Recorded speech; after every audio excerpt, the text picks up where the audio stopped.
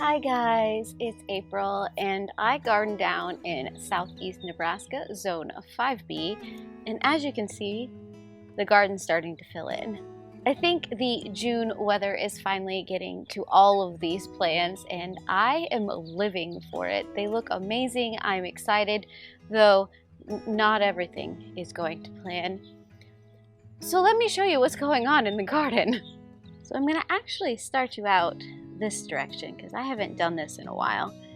But you can see the tomato plants are exploding over here, specifically this pairing of tomato plants. I haven't seen any tomatoes as of yet on this plant,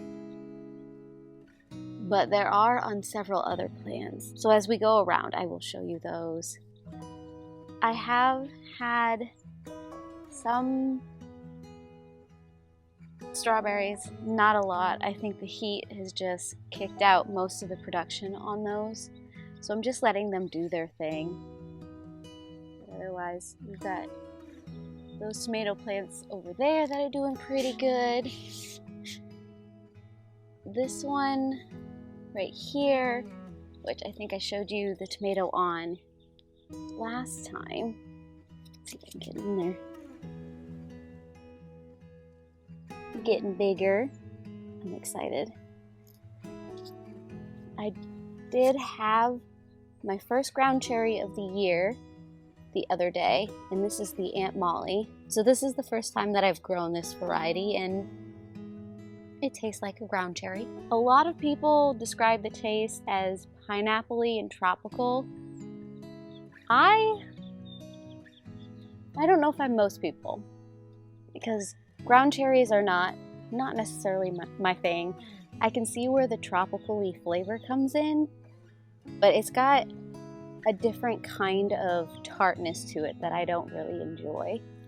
But maybe I'll try making jam out of it this year, because we have so many volunteers. Like this one right here. This is the Goldie Husk. And I also have a bunch of these growing in my compost pile, so we might get some from over there as well. But maybe I'll have enough at one time to make even just a small batch of ground cherry jelly or something. But this space is the space that has changed the most. I have all of the squash and the pumpkin that I wanted to plant in this area planted out.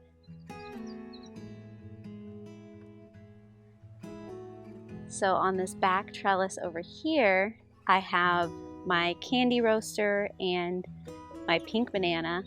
And I know they're gonna grow all kinds of different directions, but I put this trellis here to give us a little bit more space. In front of those is the butter baby. And then back there is the random orange pumpkin that I'm thinking I can attempt to grow up that trellis, but we'll see. Otherwise, we have this zucchini, which is for the soil study, which I should be getting the soil results back soon. So when I get the soil results back for this area right back here, I will probably do a video that steps through those results and what I might do because of what the results are telling me. I don't know if I'm going to do a lot right now because I do want to stick to what the study is doing. I don't want to skew their results too bad. I think it might be in that final soil result on that third year when I get those back. Then I might decide what I'm going to do with this area if things haven't been improving. Otherwise, it's just going to be an interesting study to see how compost changes things, how cover crop changes things, and how me just adding those espoma fertilizers helps and changes the soil as well. So I don't think I'm going to be doing too much to this area for amendments besides what I already naturally do, because then it might actually tell me what's happening in the raised beds when I'm adding espoma and that compost as well. Since I'm already faced this way, you can see this tomato plant. Turns out that most of my pots were getting too much water and a lot of the pots didn't have very good drainage. So there used to be 2 other pots over there. I have since emptied out one of them and moved the other one to a place that doesn't get hit with water as much. But we're still going to see what happens with this tomato plant. And the same can be said with this grouping of pots as well. I moved one of the peppers and transplanted it like the other pepper from the other side. I think those specific pots weren't doing well. And then I'm keeping an eye and I'm watering less. So we will see what happens here. I can show you those transplanted peppers and they don't look good at all. But I'm going to continue to baby them. So these are those transplanted peppers.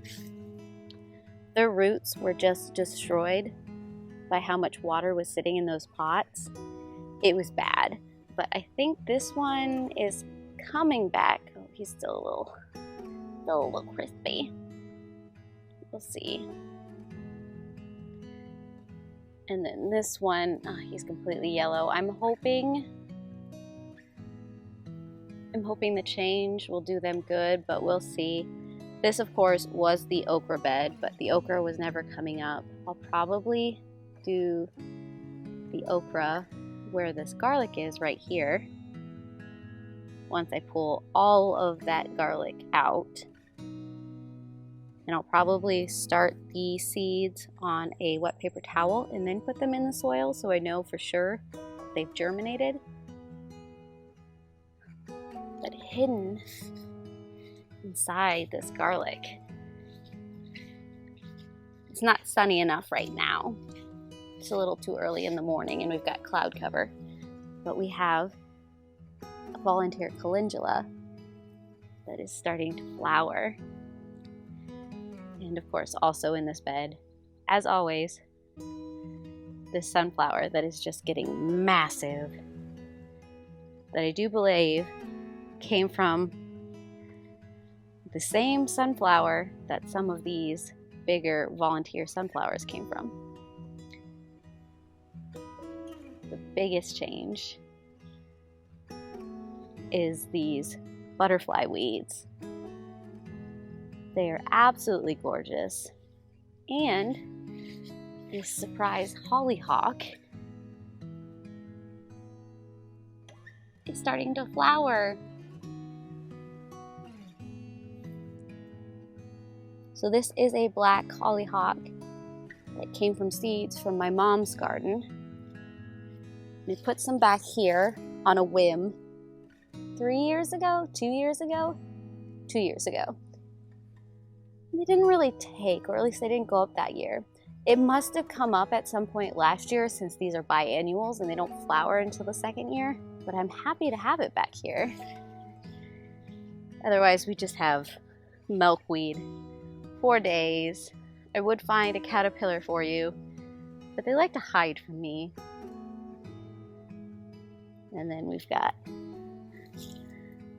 some of the soba and the buckwheat coming up, and those will be pretty interspersed. Of course, back at our regularly scheduled program, we have all of the peppers, which I think are doing the best this year. At least the ones that I haven't tried to drown. These are all the sweet peppers. I did plant this basil. This is new. All of my other basil is going to seed. So I picked up some starts at the farmer's market and I interspersed them everywhere, and this is one of them. I'm hoping to encourage this tomato plant to do something. But as you can see, that marigold back there is going to be flowering soon. So that's exciting. Otherwise, the tomato plants are tomatoing. They're getting huge. I've done several pruning days at this point, and as you can see, this is one of those tomatoes. This is from a solar flare. So this is going to be I believe a yellow tomato with probably red and orange stripes, if I remember correctly. And its neighbor, I think I saw one as well. Yes, right there. And this is a big rainbow, which is kind of the same thing, but a different name. So yeah, we have lots of cherry tomatoes coming in. All of these cherry tomatoes back here are all of those darker chocolate and blues and dark striped cherry tomatoes. So it'll be interesting to see if I can tell the difference between them. But because they are cherry tomatoes, they seem to be doing the best of all the tomatoes right now. As you can see, I need to harvest some of these onions as green onions because this is ridiculous, but otherwise these are starting to bulb up. So I'm guessing in about a month or so, I'll be able to start getting bulbing onions. This right here, this mass of potatoes is ridiculous. Look at that. That's insane. To give you a little bit of context, these potato plants, oh, you can't even see that. I'm gonna fall over. These potato plants start about right here. This is where the top of the bed is. They go all the way up here. That's about, oh gosh, over 2 feet of just top. It's silly. Otherwise, we have these tomatoes and these beans that are kind of holding on. This nasturtium is not. I keep wanting to pull it, but it's still in there pretty tight, and it's got a little green. It's not coming back, is it? It's not.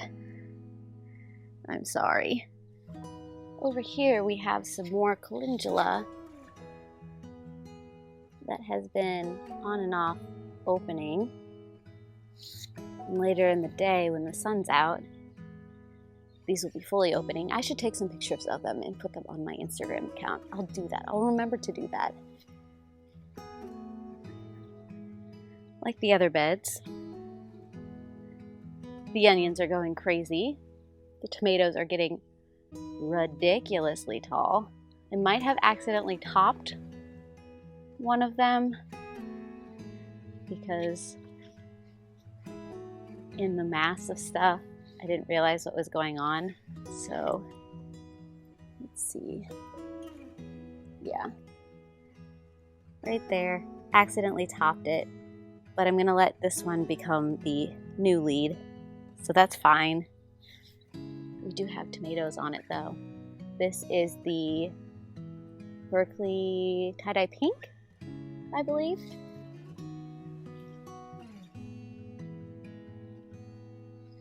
Carrot tops are getting big. Some of them have started going to seed, so I've pulled them and there hasn't been much root. I'm hoping I actually get carrots this year and they don't just bolt and go to seed on me, because I kind of want carrots. I'm running low on carrots in my stock, so carrots would be good. Otherwise I'll just have to buy them from the farmer's market, but I like the varieties I grow. I love those deep purple carrots. There's something about them that I just like.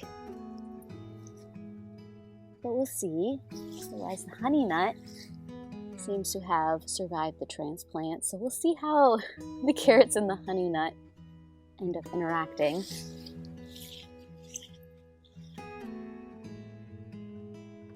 And we have the spicy peppers, which are ginormous. So are the calendula right here. They are about to open, so we'll see what varieties those are. This looks like it might be the same variety as the type that's in the bed I just showed you. We'll see. And I'm thinking And this is just a thought, since I'm starting okra when the garlic comes out, the ahi that didn't make it when I started pepper plants, maybe I'll start one of those and put it where that garlic is over there.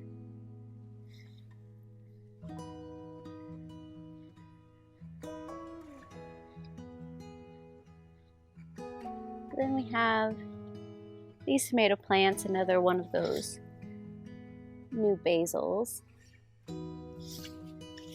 These nasturtiums are doing pretty good. Radishes are still bolting, but the pollinators absolutely love them, so I'm leaving them. Trimming them back as needed so that I can get airflow for this pepper, which looks like, hold on. Is this what I think it is? Yep, that's a baby pepper. Have some peppers, that's exciting. And this eggplant, look at the flowers on this eggplant. The peas are going nuts. You can see a bunch of them all over the plant.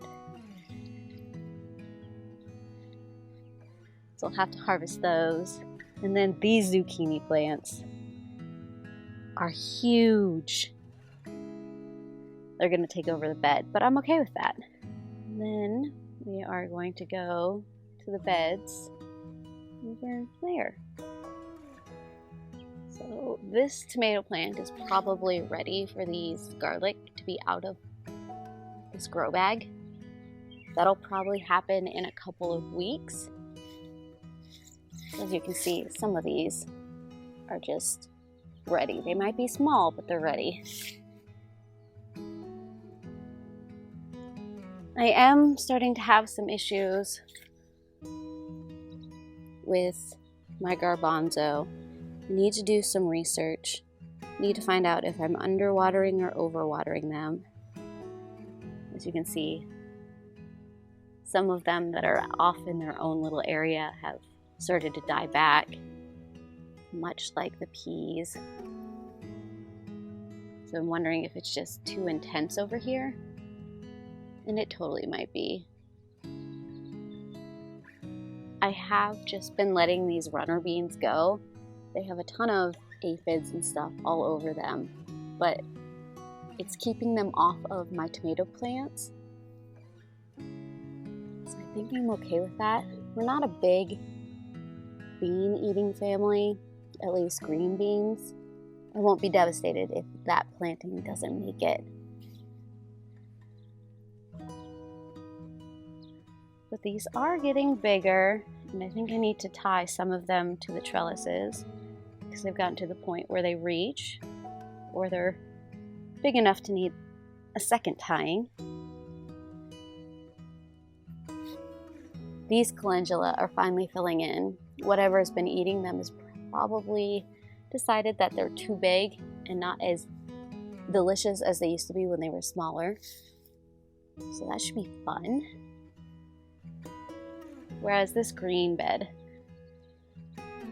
I've been pulling so much bolting lettuce. At this point, they're pretty bitter. I've pulled a bunch of spinach and froze it.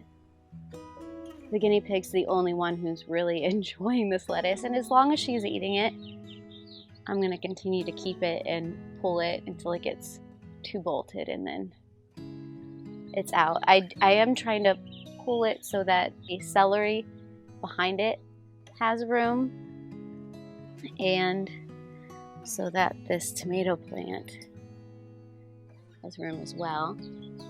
And here is where you can see the failure the most. It must be something in my soil mixture that it's retaining too much water. And so that one agastache plant, it didn't make it for whatever reason. The other one seems to be doing okay.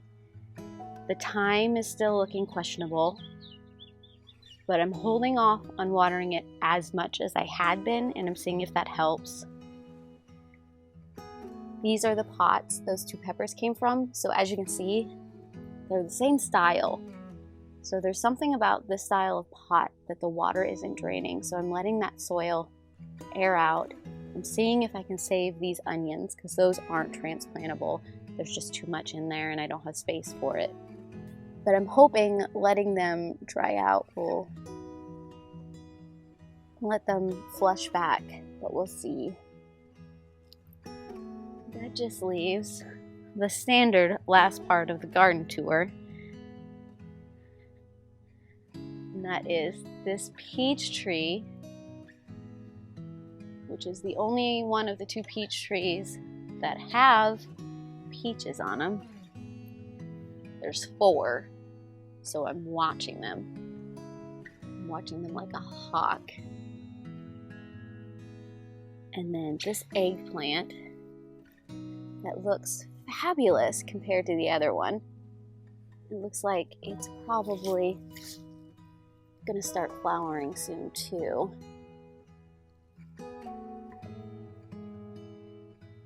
And then this very sad looking tomato plant that is mostly an experiment right now, just to see what happens to this guy right here. And my blueberry plants that I'm hoping I keep alive long enough so that they come back next year. That's the goal. So that, as always, is the garden.